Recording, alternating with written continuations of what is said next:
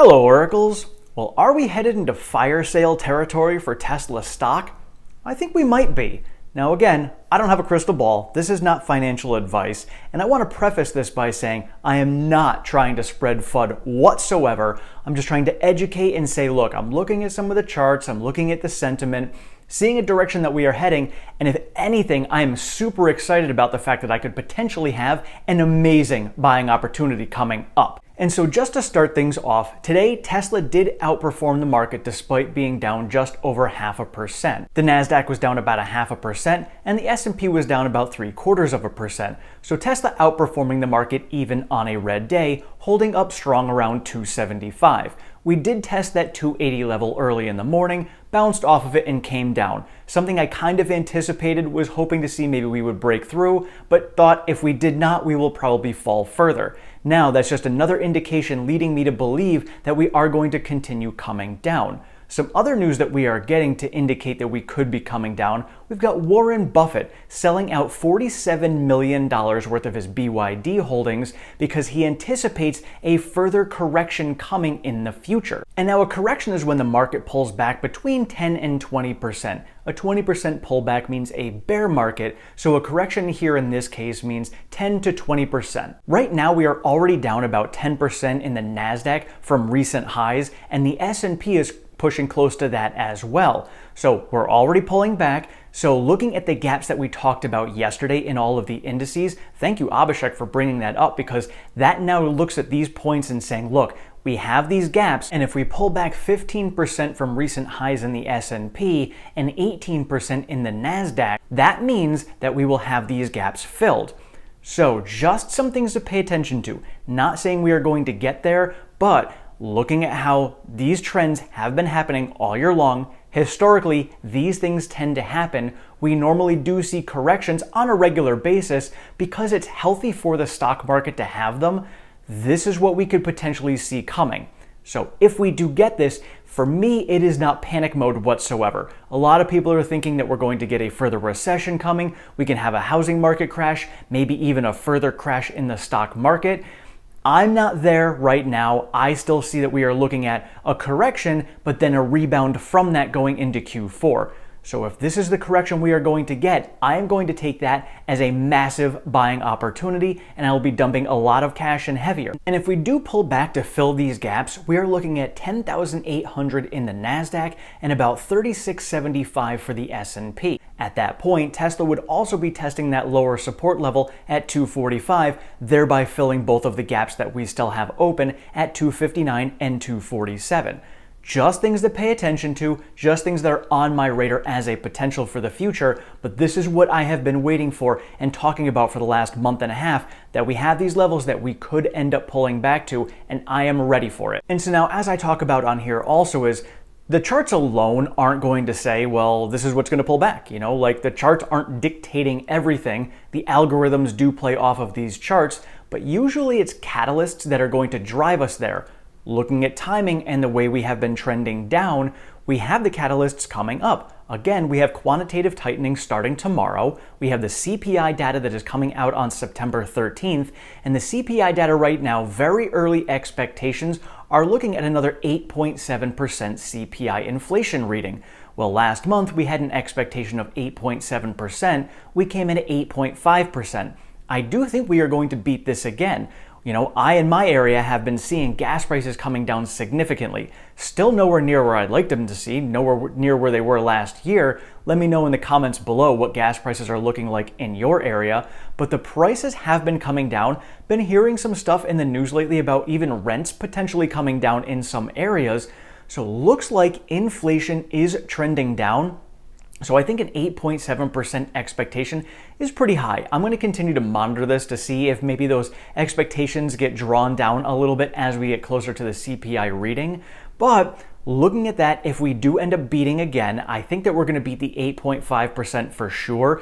If we end up coming in under 8%, that could be the turning point. So we have 2 weeks ahead of us right now. It has taken about 2 weeks to pull down from the recent highs in the Nasdaq and the S&P to come down 10%. So in another 2 weeks, we could come down enough to fill those gaps, and then that CPI reading could be that turning point where we bounce off and then come back up. Just the sentiment that plays along with the charts and the timing of it all that kind of leads me to believe that this is what is going to transpire. Again, don't know for sure. I'm just looking at the leading indicators, and the sentiment and the charts kind of tells me that this is where we're going. And we also got news from Abhishek as well that the GDP over in Canada was actually up 0.1%. Not a lot, but that's 0.1% up. Whereas the US, we were down 0.6% based upon the second reading for the GDP data that came out last week. So we are in a technical recession here in the US based upon GDP data alone. Canada, on the other hand, has now gone the other direction. So we will get the third reading for the GDP data coming out at the end of September, and then the first reading for the Q3 GDP data coming out at the end of October. So perhaps we just hit this quick little recession and we may pull out of this. We won't know for a couple of months. That's something that's going to be seen down the road, but I think the more important indicators are going to be the CPI, because that's going to dictate how the Fed is going to raise interest rates at the FOMC meeting come September 20th and 21st. Because right now, the market is pricing in a 75 basis point hike. If we come in with a lower than expected CPI reading, and definitely if we come in under 8%, we're most likely going to be getting a 50 basis point hike, because the Fed isn't going to want to raise rates too fast if inflation is falling as quickly as it is. And so with all of these prices falling and the EV tax credit coming out next year, Tesla could be lowering their prices. You know, Elon Musk himself has said that the prices for their vehicles are embarrassingly high. So if they can bring down the prices of their vehicles, that would be great, because that's what they want to do. And if we are getting inflation coming down, Elon has been alluding to the fact that they're seeing commodity prices also coming down in the future. So if commodity prices come down, that means that the costs to build their vehicles is also going to come down, which means that they have more pricing power and can in turn bring down the prices of their vehicles even more. Now, they're not going to want to bring them down too far too fast, because if they do so, then people are going to be like, well, demand is going to be completely squashed. People are going to be like, well, I'm not going to buy now because the prices are coming down so quickly. On the other hand, we have a lot of Tesla Q coming out saying, well, you know, look at demand and the lead times over in China, they're getting cut in half. That must mean that demand is getting squashed and there's no more demand over there. Well, you remember that Tesla just increased their capacity over there in China significantly because of the upgrades that they made to their facility, so they can produce the vehicles much faster for the Y and the 3. They're now producing vehicles at over 3,000 per day over there. So that in turn is going to bring demand down. This is what Tesla wants anyway. Tesla doesn't want demand that's going to be out 6 to 12 months. That's insane lead times. That deters people from buying it initially in the first place, especially in China when people want their vehicles right now. So getting their lead times down that low is going to be amazing, especially going into September here, where we were discussing on this morning's video, talking about how production and deliveries could hit record highs this month of over 100,000 vehicles. So if we can get to the point where Tesla is producing a vehicle and delivering it in the same month, that's going to be a lot easier to track these numbers instead of worrying about what vehicles are on ships that are going to be shipped overseas and waiting for those to land. We can get a much better flow of tracking all of this as we go along. This is also going to help in the US. So we get to the point next year where, you know, if Tesla's production does end up picking up and ramping much quicker in Austin, and then Fremont can pick up a little bit more as well, we can bring those lead times down significantly in the US. Now those lead times start to come down.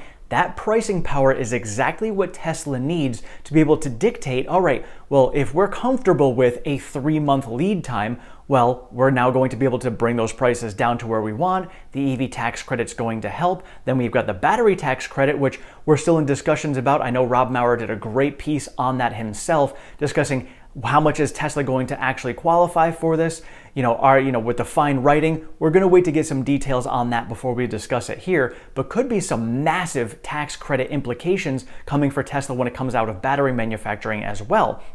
So all of this money coming in just gives Tesla so much more flexibility when it comes to pricing. They can make sure all of their vehicles qualify for the EV tax credit. They can make sure all of these things can go in the right direction for the consumer and the company at the same time to make this a win-win situation for everyone. And with all of this pricing power as well, and the EV tax credit that's coming out, even if we do end up going into a little bit longer of a recession, it's going to be perfect for Tesla because they have that pricing power. They can dictate what they want their prices to be. Oh, hey, if we're in a recession and people aren't buying because the prices are too high, we've got a huge cushion that we could bring prices down on the vehicles to bring demand back up again. Nobody else has that cushion. Most other EV manufacturers right now are selling their EVs at a loss. That is horrible going into a recession. Tesla, even if they drop their prices down significantly, are still going to make massive profits, probably over 30% on their vehicles. So if we don't get a recession, Tesla wins. If we do get a recession, Tesla wins even more. So it's really a win-win situation for Tesla going forward with all of this. So very excited to see how this is going, which is why looking at the charts, looking at what we could potentially see with a correction and a massive pullback in the market right now, that to me is exciting because I see further down the road. You can't look near term. You can't look, well, how's the stock going to move over the next month? If you're a long-term investor, you got to look out at least 6 months to a year just to see what Tesla's going to be doing down the road. Big money looks 6 months down the road. Big money doesn't care if there's a correction coming. Big money probably already prepared themselves for the correction 5 months ago. So don't worry about what's going on in the near term. Take it as a great buying opportunity. Not financial advice, that's what I'm doing, but if we get it, that's how I'm looking at it because going further down the road, Tesla just has a massive runway to the moon. Let me know your thoughts in the comments below. Do you think that we are going to be getting a correction? Do you think that we are going to be pulling back another 10% in the S&P and the Nasdaq and Tesla? And if so, are you ready to buy if we get to those levels? Do you think we're going to pull further down, or do you think we are going to rebound if we get this? Thank you all so much for watching. I appreciate all of your support and feedback. If you have not subscribed, please do so down below. Sign yourself up for notifications. I am over on Twitter at OracleTim1. I share all of the latest Tesla news, pertinent stock market information, and all of my daily trades.